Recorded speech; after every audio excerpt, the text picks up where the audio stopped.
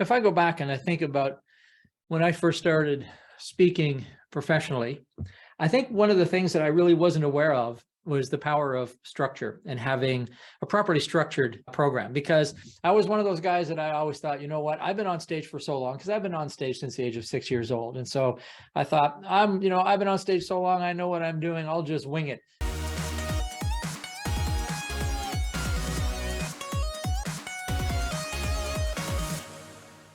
Because it always comes to me. And so I would do that for the longest time. And sometimes it went great.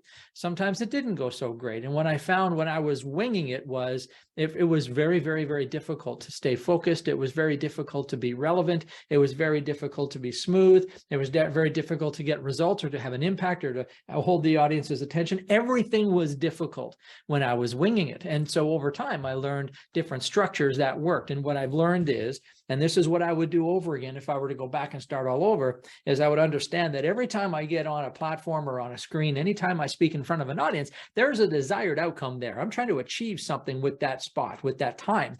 And so there are structures that are made for that. And my job would have been to take the audience on a very specific journey towards a specific desired outcome.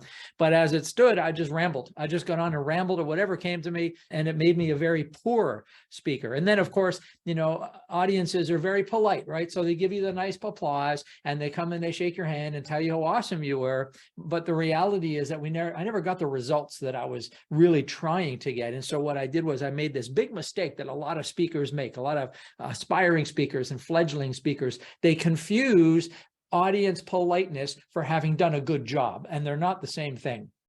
And so I would have gotten straight on that long before, much sooner. If I were to do it again, I'd really focus on that.